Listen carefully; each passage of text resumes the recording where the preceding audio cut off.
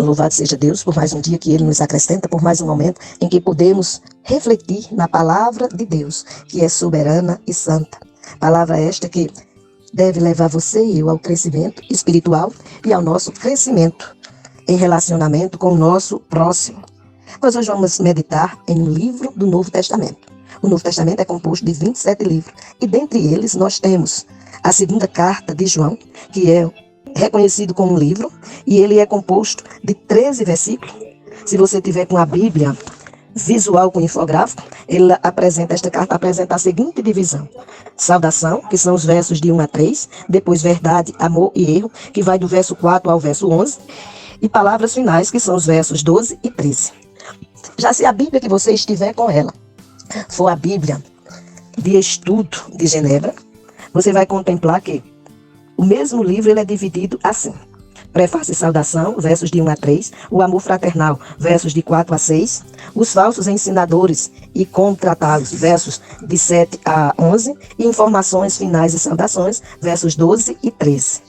Já se a sua Bíblia for a Bíblia de estudo conselheira, você vai ter a seguinte divisão: prefácio e saudação, versos de 1 a 3, o amor fraternal, versos de 4 a 6, e os enganadores e como tratá-los, versos de 7 a 11, e saudações finais, versos 12 e 13. Veja que só diferencia os títulos, mas a divisão é igual à de estudo de Genebra. Já se a sua Bíblia for Bíblia manuscrita na linguagem de hoje, você vai ter a divisão apresentada da seguinte forma: saudação, versos de 1 a 3, verdade, amor e erro, versos de 4 a 11, e palavras finais, versos 12 e 13. Fazendo uma descrição a respeito deste livro, de acordo com a Bíblia visual com infográfico, você vai ter que as ideias centrais neste livro são: cuidado com os falsos ensinamentos, a verdade importa, amor ou amar os outros prova nossa fidelidade a Cristo, e a hospitalidade entre os cristãos é essencial. A sua, a minha, a forma de agir diante do próximo é algo essencial para que o nome do Senhor seja exaltado, engrandecido e glorificado. Na Bíblia de Estudo Conselheiro, ela faz a seguinte conotação a respeito desta carta: a simplicidade da vida em Cristo, numa comunidade de fé, e os cuidados básicos que ela inspira são assuntos desta breve carta de João. Já se você pegar a Bíblia de Estudo de Genebra, vai trazer outras informações ampliando um pouco mais a respeito da carta. Antes de fazer as colocações dela, vou fazer a leitura do próprio texto. O prefácio e saudação nos diz: um presbítero, a senhora eleita e aos seus filhos, a quem eu amo na verdade, e não somente eu, mas também todos os que conhecem a verdade. Por causa da verdade que permanece em nós e conosco, estará para sempre a graça, a misericórdia e a paz da parte de Deus Pai e de Jesus Cristo, o Filho do Pai. Serão conosco em verdade e amor. Seguindo o texto, temos o amor fraternal, que vai do verso 4 ao verso 6, e o conteúdo é: fiquei sobremodo alegre em ter encontrado dentre os teus filhos os que andam na verdade, de acordo com o mandamento que recebemos da parte do Pai. E agora, Senhora, peço-te, não como se escrevesse mandamento novo, senão o que tivemos desde o princípio, que nos amemos uns aos outros. E o amor é este, que andemos segundo os seus mandamentos. Este mandamento, como viste desde o princípio, é que andeis nesse amor. Em se tratando dos falsos ensinadores e como tratá-los, que vai do verso 7 ao verso 11, o conteúdo é: porque muitos enganadores têm saído pelo mundo afora, os quais não confessam Jesus Cristo vindo em carne. Assim é o enganador e o anticristo. Acautelai-vos, para não perderdes aquilo que temos realizado com esforço, mas para receberdes completo galardão. Todo aquele que ultrapassa a doutrina de Cristo e nela não permanece, não tem Deus. O que permanece na doutrina, esse tem tanto o Pai como o Filho. Se alguém vem ter convosco e não traz esta doutrina, não recebais em casa, nem lhes deis as boas-vindas, porquanto aquele que lhe dá boas-vindas faz-se cúmplice das suas obras más.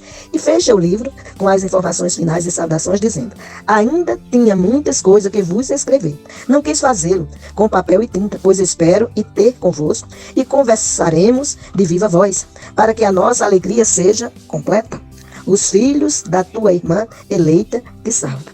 É assim que João fecha a carta. Com relação a esta carta, ou a este livro, ou a esta epístola, que é composta dos 13 versículos que foram lidos, na Bíblia de Estudo de Genebra tem as seguintes colocações a respeito do livro, ou da carta, ou da epístola, que você e eu devemos observar. O autor da carta é o apóstolo João. O propósito desta carta é alertar os cristãos com respeito ao falso ensino de que Cristo não tinha vindo verdadeiramente em carne e para incentivar a hospitalidade aos pregadores do verdadeiro evangelho. A data em que essa epístola foi escrita foi entre 85 e 95 depois de Cristo, que é chamado Era Cristã. As verdades fundamentais desta carta são duas. A primeira é o amor entre os cristãos, é a preocupação moral básica dos seguidores de Cristo. E a segunda e última verdade apresentada nesta carta é: negar a plena encarnação de Cristo leva ao julgamento de Deus. Com relação ao autor, o estilo, a enunciação e o conteúdo de 2 João sugerem fortemente que a carta foi escrita pela mesma pessoa que escreveu 1 João e que escreveu o Evangelho segundo João. Este autor tem sido tradicionalmente identificado como o apóstolo João, o filho de Zebedeu, e nenhuma outra atribuição mais plausível foi proposta. Com relação ainda a esta carta, vale salientar que ela apresenta como propósito e características o seguinte conteúdo. A segunda epístola de João foi escrita para advertir contra o mesmo tipo de ensino falso a que a primeira carta ou 1 João se propôs. Isso, quando você lê a introdução de 1 João, você vai contemplar essa exortação, orientando que tenhamos cuidado com os falsos ensinamentos. Pois o próprio Senhor Jesus disse: conhecereis a verdade e a verdade vos libertará. Disse também: eu sou o caminho, a verdade e a vida. Ninguém vem ao Pai a não ser por mim. 2 João tem características típicas de uma carta: uma saudação, um cumprimento introdutório e uma despedida. Como as primeiras epístolas de Paulo, essa é uma carta de encorajamento e advertência a um grupo específico pela qual o autor sentia-se pastoralmente responsável. Veja que o Senhor, lá em o Evangelho, segundo Marcos, nos ordena a ir e pregar. Ide por todo mundo e pregai o Evangelho a toda criatura. E no verso seguinte ele diz que quem crê e for batizado será salvo, porém quem não crê já está condenado. E quando ele faz esta colocação, ele espera que você e eu sejamos aquelas pessoas que fomos libertos por ele, que somos novas criaturas, e como nova criatura devemos ter amor ao próximo e levar as boas novas de salvação para que o próximo também se torne filho de Deus, como nós nos tornamos. Por que dizemos se torne filho de Deus? Pois quando você lê o Evangelho de João, no capítulo 1, versos 11 e 12, a palavra nos diz que Jesus veio para o que era seu e os seus não receberam. Mas a todos quanto o receberam, deu-lhes o poder de serem feitos filhos de Deus, a saber, os que creem no seu nome. Por isso você e eu temos a responsabilidade de anunciarmos em todo o tempo aquele que era, que é e que há de vir, para que eles tenham a oportunidade que nós tivemos de deixarmos de ser criatura e passarmos a ser filho. E uma vez que ele nos fez seus filhos, ele nos diz lá em Romanos, capítulo 8, do verso 31 ao 39, que nada nem ninguém nos separará dele. E assim como nós estamos nele, ele espera que a gente leve a sua palavra a outros, para que os outros também tenham pleno conhecimento da verdade. É diante de o conhecimento que temos da palavra de Deus, que ele espera que você e eu glorifiquemos a Deus em espírito e em verdade. Tenhamos amor ao próximo como temos a nós mesmos. Veja que os mandamentos se encerram em 2: amar a Deus sobre todas as coisas e amar ao próximo como a nós mesmos. Então, quando diz amar a Deus sobre todas as coisas, é que Deus seja superior em sua vida, em minha vida, de qualquer outra coisa que nos seque. E amar ao próximo como a nós mesmos é dar ao outro o que de melhor temos. E a melhor coisa que Deus poderia nos dar, ele nos deu, que foi o seu Filho, para nos resgatar do pecado e nos apresentar a ele como pessoas justificadas por ele. Ele quem? Jesus. Jesus não morreu na cruz em vão, mas ele morreu para dar vida a todo aquele que nele crê.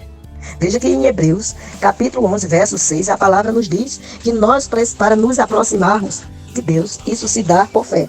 E o que é fé? Fé é o firme fundamento das coisas que se esperam e a convicção de fatos que se não veem.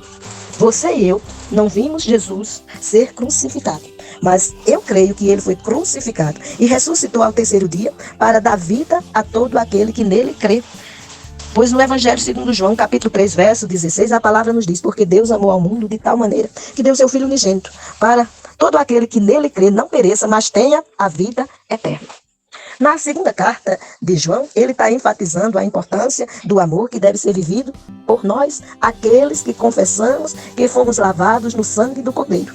Deixamos de ser uma criatura e passamos a ser filho. Recebemos um espírito novo e se concretiza em nós o que foi dito pelo profeta Ezequiel, no capítulo 36, do verso 25 ao 27, em que o Senhor declara que tira o coração de pedra e dá um coração de carne sensível a se ouvir a voz do Senhor. E tira o espírito velho e nos dá um espírito novo, espírito de inteira comunhão com Ele. Para termos essa inteira comunhão, precisamos ser lavados e remidos no sangue do Cordeiro. Precisamos agora viver o amor fraternal, que é declarado na carta que nós lemos. E este amor deve ser vivido no nosso dia a dia. E assim estejamos glorificando a Deus com todo o nosso ser, com toda a nossa alma, com todo o nosso entendimento e de todas as nossas forças. E isto ser vivido no nosso lar, no nosso trabalho, na nossa escola, na igreja, enfim, onde colocarmos a planta do nosso pé. Precisamos demonstrar com as nossas ações que somos templo do Espírito Santo.